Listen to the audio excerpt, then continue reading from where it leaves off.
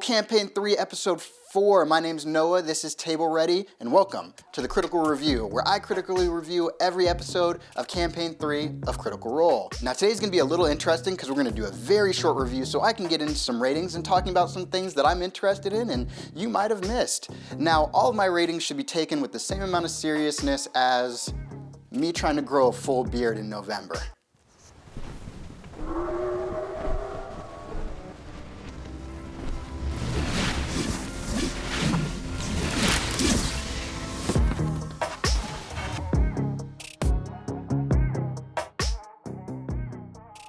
The episode starts off with announcements, and the crew announces their ugly Christmas sweater. And you know what? Why should they have all the fun? That's right, this is my ugly Christmas sweater. This is Sherlock, our little owlbear mascot. He pops out of my head every once in a while to say what I'm thinking. But yeah, I love it, but let's get back to the video in my awesome ugly Christmas sweater. First, a real quick recap on what happened. Imogen stirs from her nightmare. This is a recurring nightmare that she has, but this is the first time she's seen anyone else in it, which makes her pretty concerned for Bel. She goes out looking for him, they can't find him in his room, so they take to the streets and eventually do find his body. Orm's able to compare the wounds to the ones that he received during the battle with the Dark Dwarf, confirming that he was in fact killed by this dwarf. They take the body to Lord Estros, and he gives them the advice, try to collect the party and stay in groups. Estros also permits them to stay in his home. He has to make a place for them, disarming traps in all of the rooms that they'll be staying in, which is kind of cool. Eventually the party does send Bel off, some of them feeling differently than others. It seems as though Fresh Cut Grass is most concerned with how everybody's doing and seeing Bel off in the right way, which kind of makes sense because he cares about the Soul Touch, thinks that they're special, and thinks that their loss of life should be treated with severity. For this moment, I gotta give Sam an 8 out of 10. It was a subtle push of who his character is in a moment to show that he actually cared more for Bel than anyone else because he believes in the inherent value of life. That being said, my favorite response came from Ashton, who went up to the body and said, "Fine.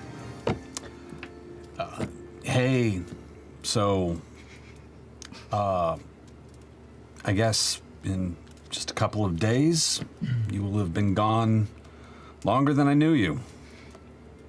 Thanks for the job." 10 out of 10, I felt the exact same way, and I think it would have been inauthentic if Ashton, who originally threw a dagger into Bertrand's leg, felt all hurt about the moment. The group sneaks into the room where the previous night's combat took place to look for clues. This being fairly fruitless, Ashton goes to bribe the bartender for information and gets a name, Duggart.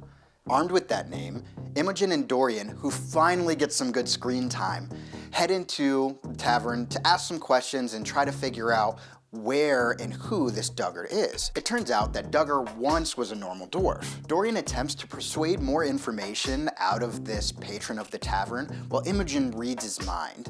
This is unsuccessful, with Dorian rolling a 1.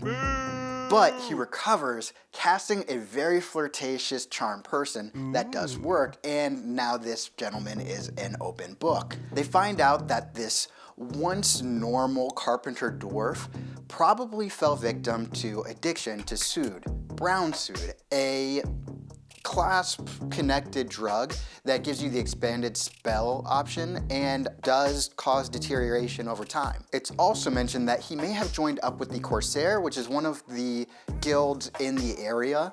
Armed with this new information, the party heads back to Lord Estros. They ask him about the Corsair Guild, and they find out that it's basically a Robin Hood-esque guild robbed from the rich, give to the poor, or at least that's how they are presenting themselves. He gives them a couple of leads on the Corsair Guild and lets them know that oftentimes they can be found in the Hollow or the Hunter's Post. Ashton believes that these leads can be followed up on if they head back to Crookhouse. Before heading to the Crookhouse, Orm has a one-on-one with Estros and asks him to look into Burchard the Anger Oresio.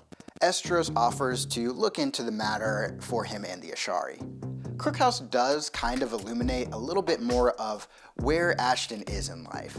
It is a crash pad for similarly dispossessed people as Ashton and has a very strong vibe. It's there that the trail leads to Edvik, a former lover, maybe just hookup, possibly ghosted by Ashton. And Ashton is reluctantly willing to go in and talk to Advik. They head to this market district, which feels kind of like a grungy series of pawn shops with people just pawning off whatever their wares are. I love the mood and the vibe, and I really had like a mental image of what was going on. So 8 out of 10 on this little setting, Matt. They find Advik, the self-proclaimed shadow baker. This shadow baker attempts to sell the party some baked goods and then points them on their way towards Herring. They find this Herring a bird person along with a brass dragonborn and are led swiftly into a trap. It's at this point, trapped by Herring, the red herring, that the episode ends. If Matt is using Herring as a red herring, I gotta give that a 10 out of 10. I love stupid, silly jokes like that, and I'm sure the party will get a kick out of it too. I actually really enjoyed how the party handled Bertrand's death.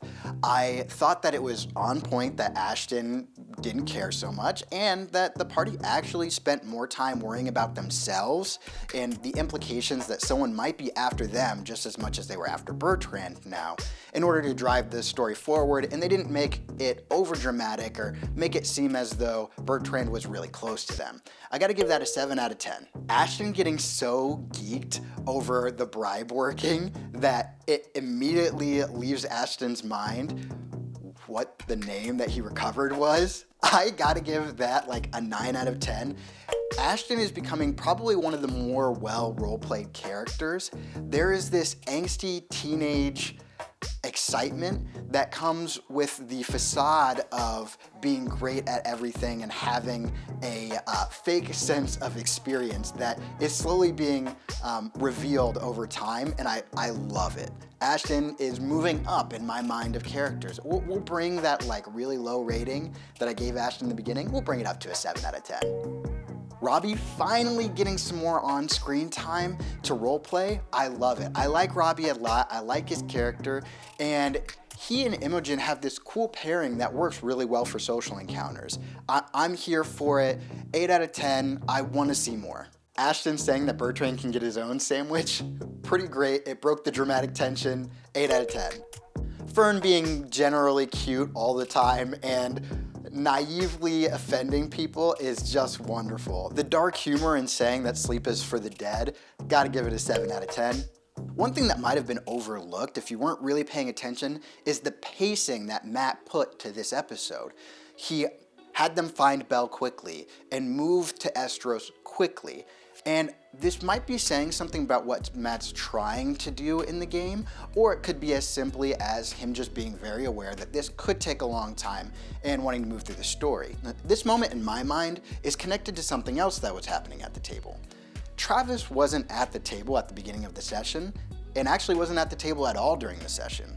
Now, Matt could have been pushing the pace in order to get to the point where Travis's character could have been announced, or Travis might not even come into the game until another character dies, or if Robbie's not a permanent fixture, maybe he'll just wait for Robbie's character to make his exit. If Matt pushing the pace of the story wasn't to get Travis to the table more quickly, then it's still valuable and really cool. We could have really slugged through the beginning of this episode with finding Bertrand, processing his death, but Matt just kind of moved through it to get us back on story, and I really valued that. Matt's pacing serves more than one purpose here and allows him a lot of flexibility in the next couple of episodes. For this, I gotta give you a 9 out of 10, and this is the kind of stuff that inspires me as a DM and helps me figure out the best way that I can DM. I need to push the pace a little bit faster sometimes. I hope you guys enjoyed this episode. It means a lot to me that you guys are watching and subscribing. The channel is growing, and we're gonna try to hit 1,000 subscribers by January 1st. If we can. I know it's a lofty goal, but I want to try. If you could, it would help us a lot if you were to make a mage hand out of the like button, chill, touch the subscribe button, and put some illusory script in the comment section. Thank you guys. I will see you next week.